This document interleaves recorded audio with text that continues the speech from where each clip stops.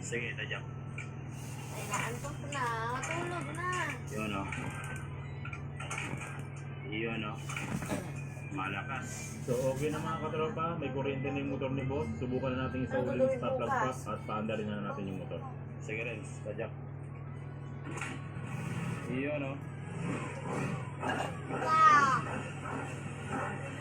Tama eh. Ako na lang hindi nakasalit. Ikaw na lang nagsasalit.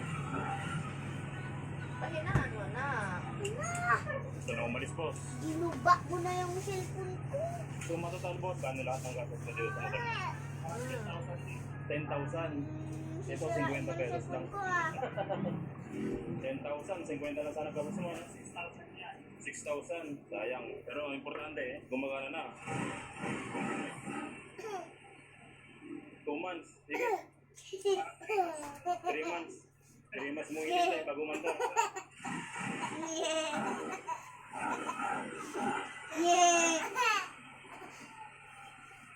Kakagana. Yung check engine niya boss, ay try ko, may pambura pala ako dito. Burahin ko na lang yung check engine mo ha.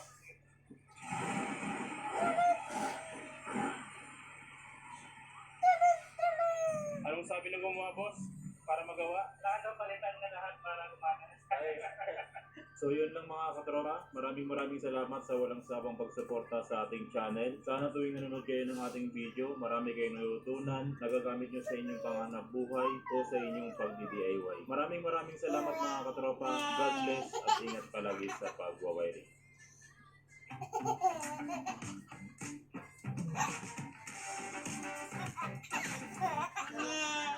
Doctor, medical problem. Self-medicated shampoo with a plus. Dermazole Plus. Treat, prevent. Dermazole Plus and Dermazole. Ay! Sakit! Sakit na siyan ikaw! Na, ma. Honda Click version 3 mga katropa, yung ginagawa natin ay magpapalit tayo ng, maglalagay ng tuwi alarm, hindi pa magpapalit. So ngayon pa nalagyan to dyan ng tuwi alarm yan pala.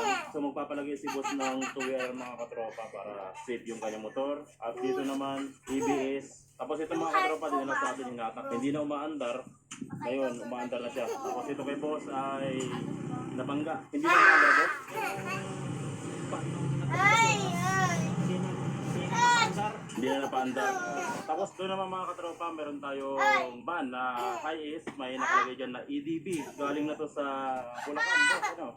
Galing sa Bulacan. At ngayon, ang problema, dinala din na dun sa shop sa Bulacan. Sa isa ring sikat na nagbablog tulad natin. Hindi ba paandar boss? O maandar naman? Ano po?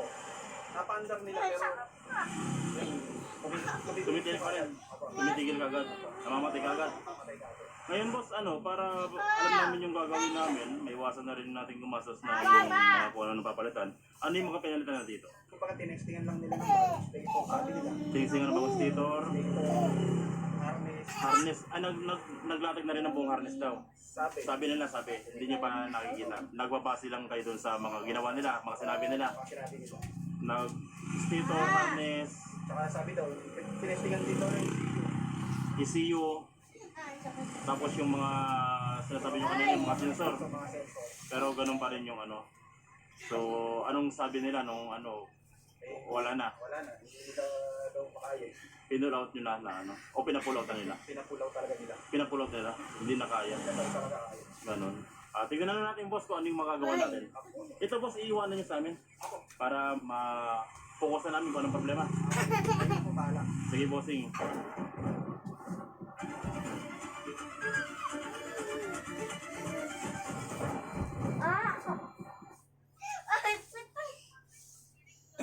Daw may ng CVT babaho, sensor ma. at kapag bagong palit yung kanyang CVT sensor, aandar, biglang mamamatay daw, pinupundi niya daw yung bagong CVT sensor. Nakailang CVT sensor na sila, palagi niya daw dinadamage. So ito na mga katropa, nakubaran na natin yung part ng likuran niya. At ang unang gagawin natin dito mga katropa ay yung sa kanyang CVT sensor. So before tayo magpalit ng CVT sensor,